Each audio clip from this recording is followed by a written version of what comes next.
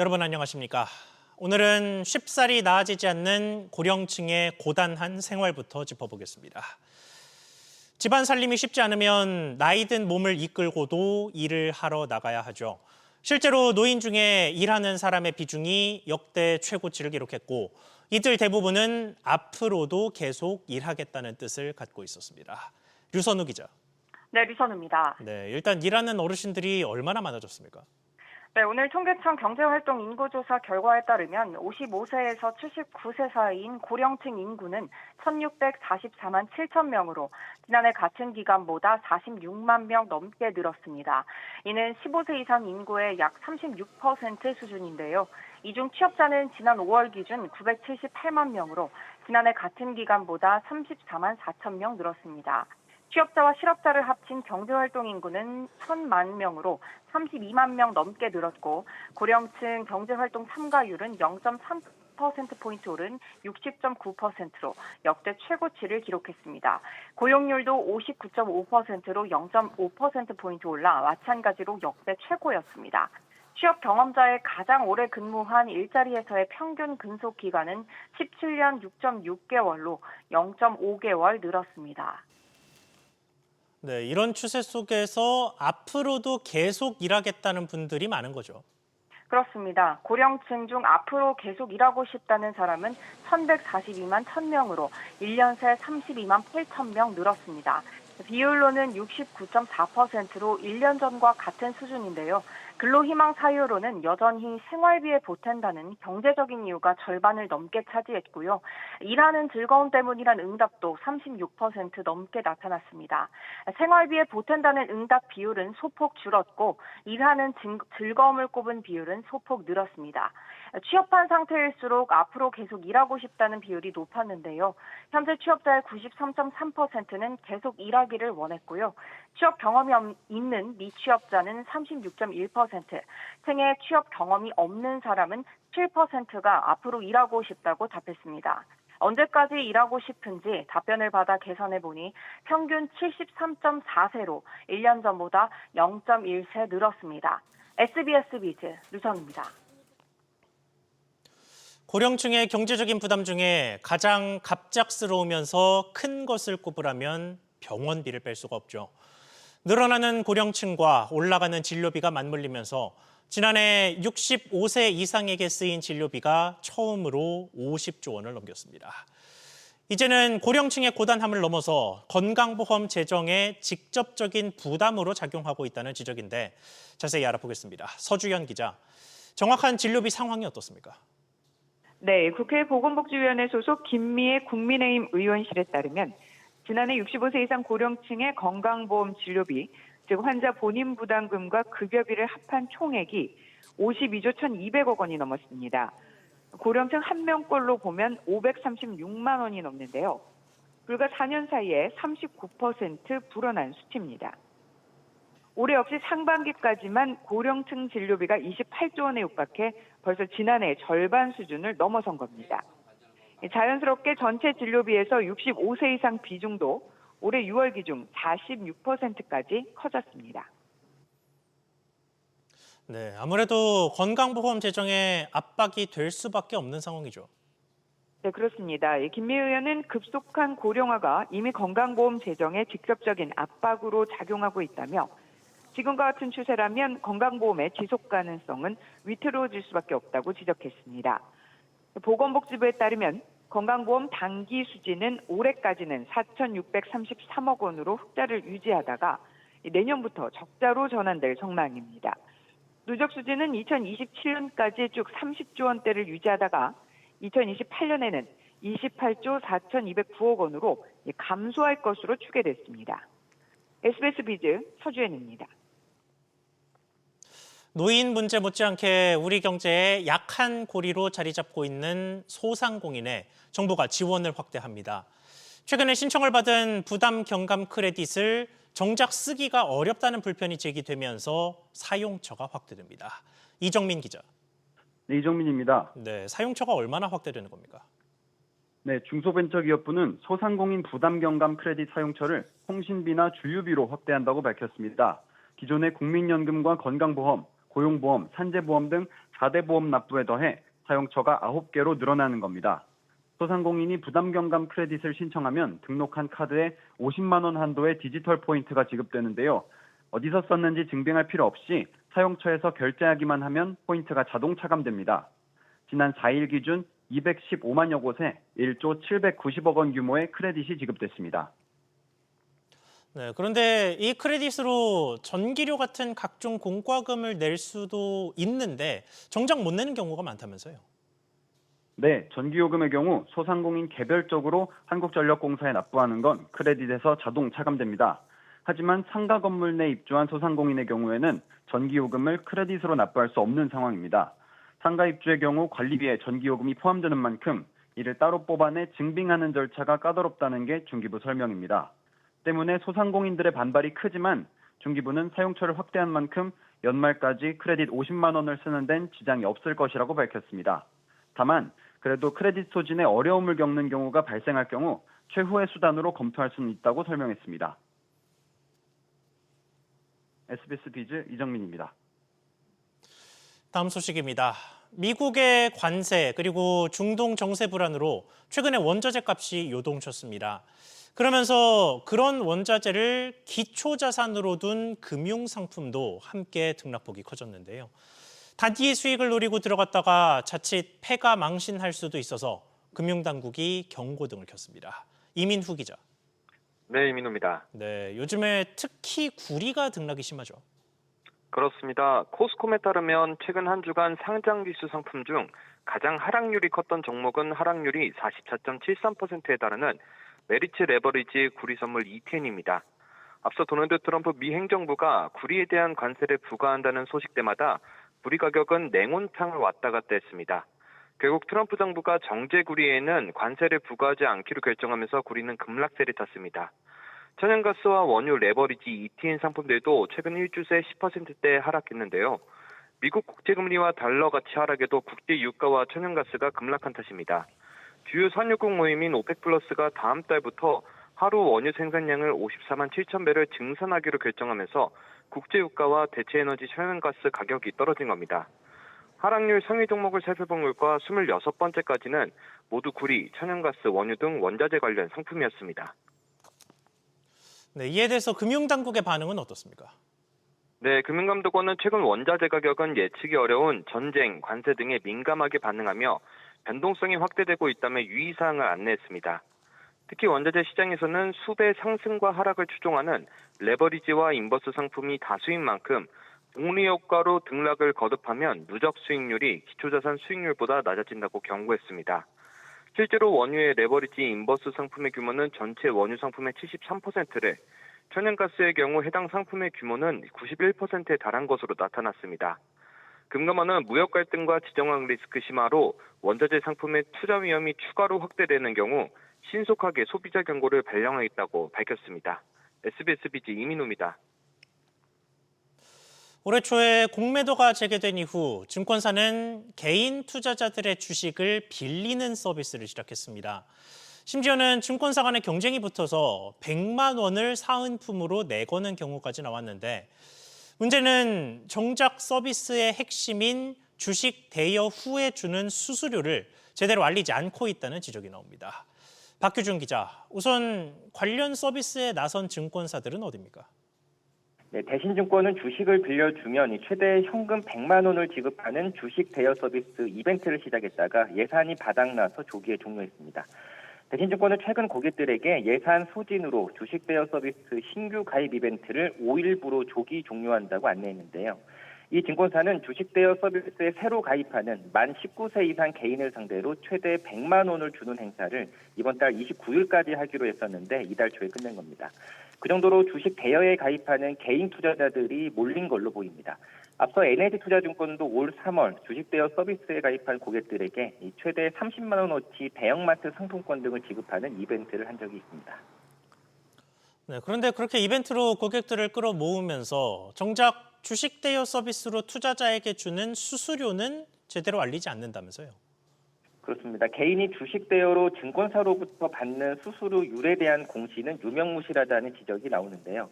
작년 11월부터 개인이 증권사를 통해 주식을 빌려줬을 때 받는 대여 수수료율이 처음으로 공시됐습니다.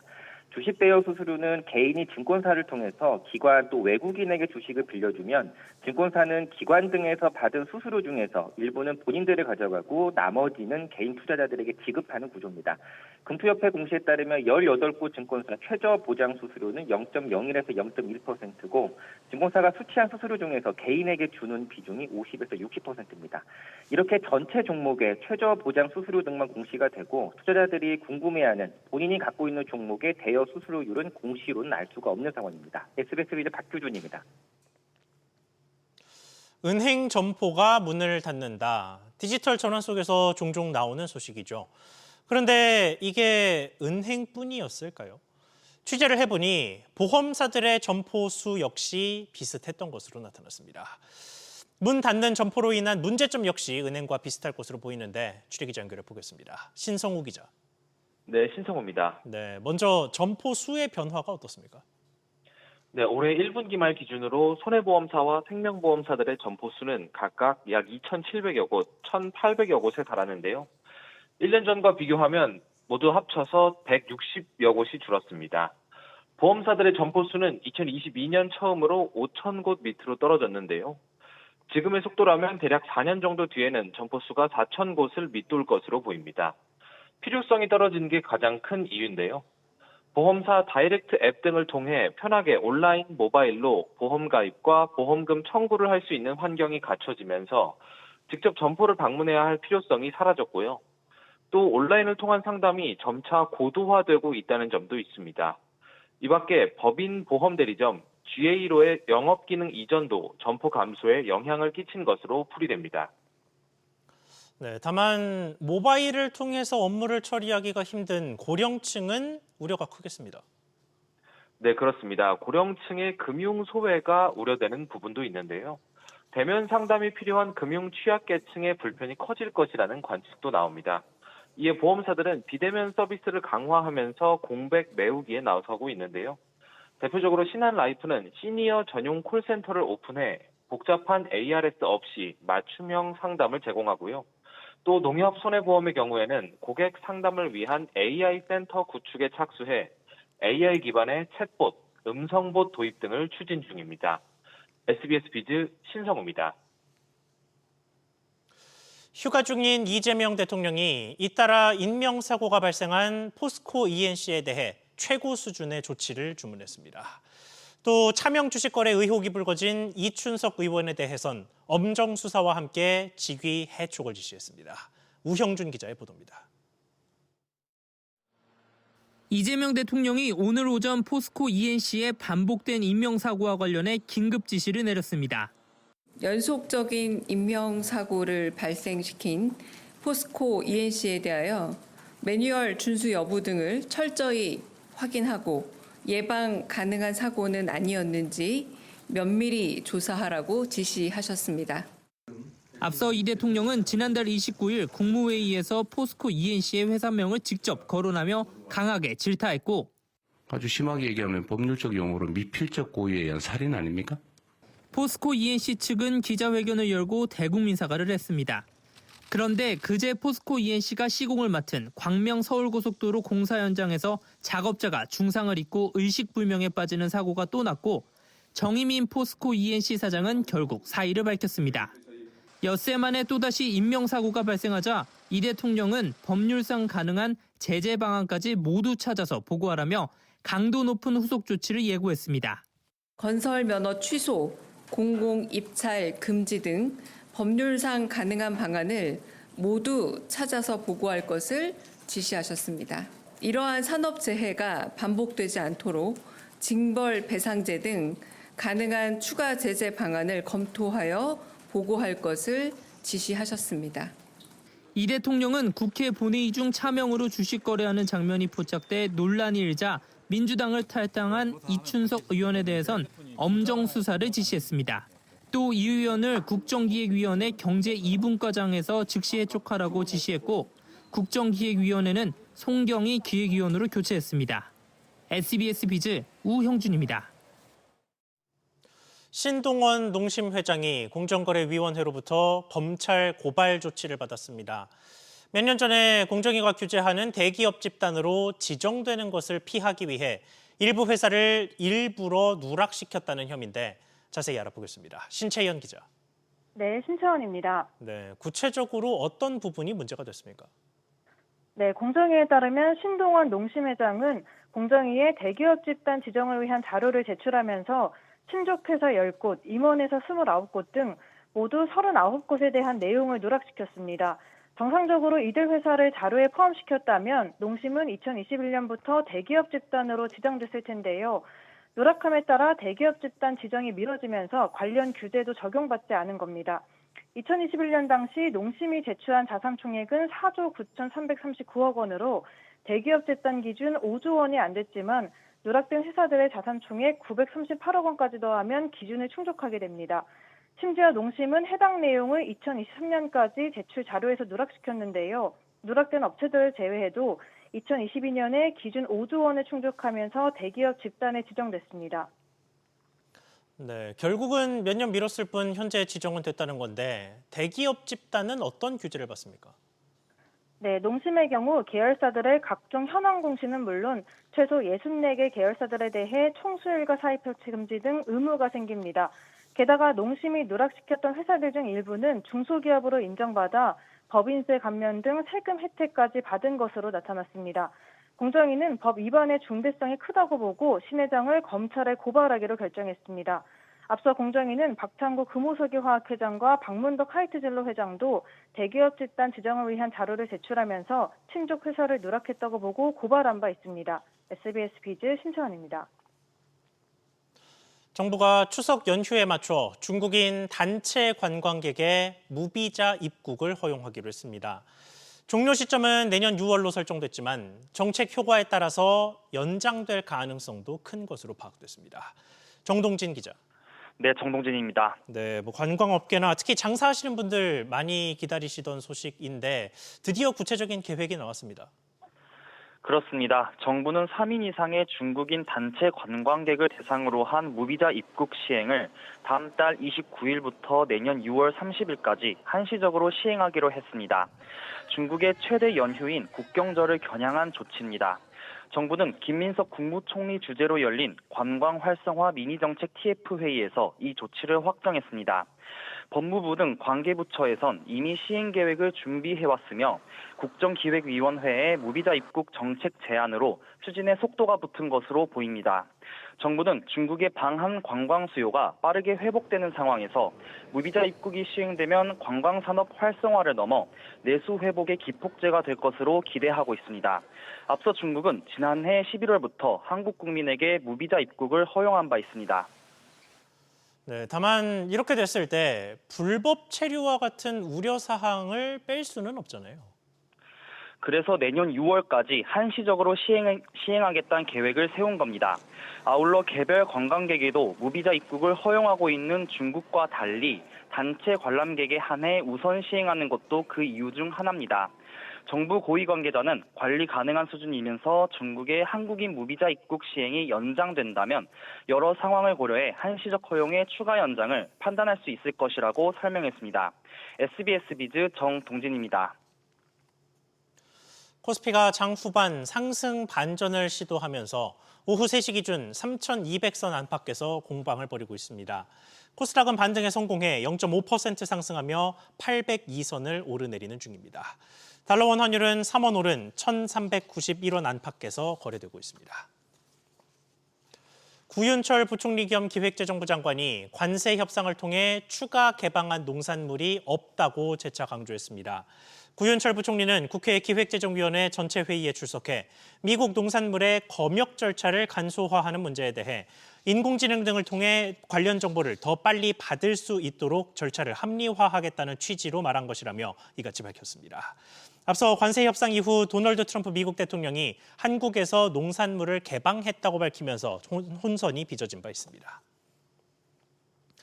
미국 관세 협상에 나섰던 김정관 산업통상자원부 장관이 온라인 플랫폼법과 관련해 미국과 지속 협의하기로 했다고 밝혔습니다.